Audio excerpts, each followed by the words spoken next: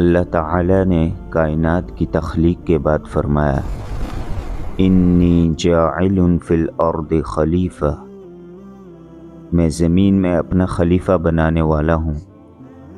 یہ اعلان صرف ایک مخلوق کی پیدائش نہیں تھا بلکہ ایک نئے دور کا آغاز تھا، جہاں عقل، اختیار اور آزمائش انسان کے مقدر میں لکھی گئی۔ فرشتوں نے تعجب سے پوچھا اتجعل فیہا من یفسد فیہا ویسفک الدماء، اے ہمارے رب، کیا تو ایسے کو پیدا کرے گا جو فساد پھیلائے گا اور خون بہائے گا؟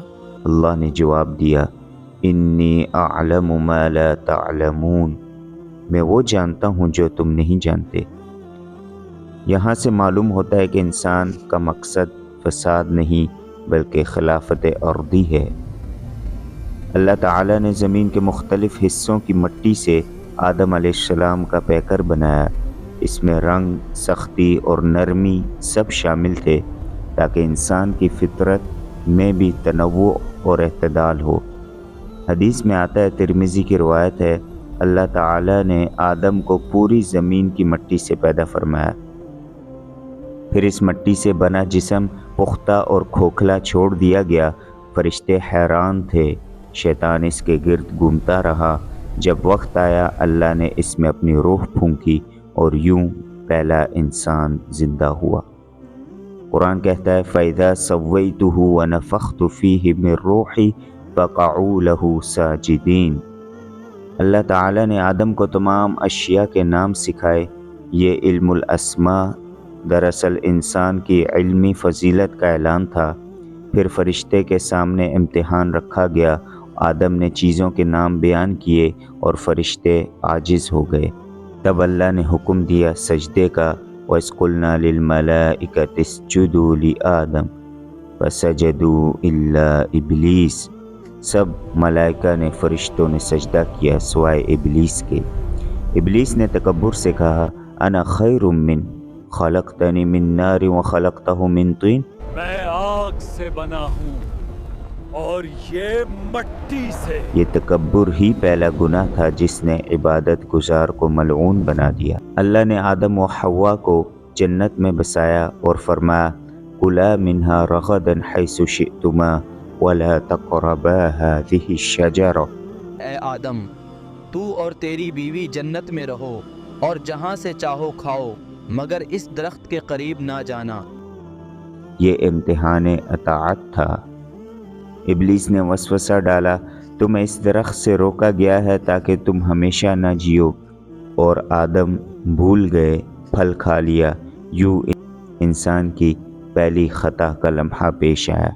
اللہ نے فرمایا اہبطوا بعضکم لبعض عدو، تم سب زمین پر اتر جاؤ ایک دوسرے کے دشمن بن کر۔ روایات سے پتہ چلتا ہے کہ آدم علیہ السلام ہند کے پہاڑ پر نازل ہوئے اور حوا علیہ السلام جدہ کے قریب۔ سالوں بعد دونوں کی ملاقات ہوئی تو ان کی ملاقات عرفات کے مقام پر ہوئی، اسی لیے عرفات کو عرفات کہا جاتا ہے، جس کے معنی پہچان، یعنی جانی پہچانی جگہ۔ یہ زمین پر انسان کی تاریخ کا آغاز تھا۔ آدم علیہ السلام سے جب خطا ہوئی، انہوں نے اپنے رب سے بخشش طلب کی۔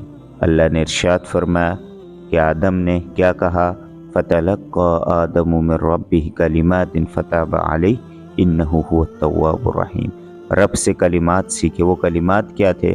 اس کو بھی رب نے بیان فرمایا رَبَّنَا ظَلَمْنَا أَنفُسَنَا وَإِن لَّمْ تَغْفِرْ لَنَا وَتَرْحَمْنَا لَنَكُونَنَّ مِنَ الْخَاسِرِينَ۔ اے ہمارے رب، ہم نے اپنے آپ پر ظلم کیا۔ یا رب، ہم نے اپنی جانوں پر ظلم کیا، اگر تو ہمیں بخشے گا نہیں، رحم نہیں فرمائے گا تو ہم خسارے والوں میں سے ہو جائیں گے۔ رب نے ان کی توبہ قبول فرما لی، لیکن زمین پر بھیج دیا کہ زمین پر اب تمہارا امتحان شروع۔ یہی وہ لمحہ تھا جب انسانیت کی امید زندہ ہوئی کہ انسان گرتا ضرور ہے مگر توبہ کے ذریعے اٹھ کھڑا ہوتا ہے۔ زمین پر آ جانے کے بعد اللہ رب العزت نے آدم علیہ السلام سے جو کام لیا وہ یہ تھا کہ زمین پر رب کا پہلا گھر تعمیر کیا جائے۔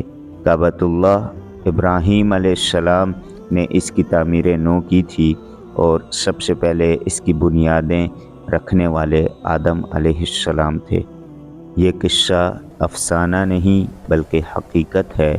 یہ انسان کی کہانی ہے جہاں علم، آزمائش، لغزش، توبہ اور رحمت سب ایک سفر میں ہیں۔ آدم علیہ السلام کے قصے سے ہم نے سیکھا کہ غلطی انسان کی فطرت ہے، لیکن توبہ مومن کی شان ہے۔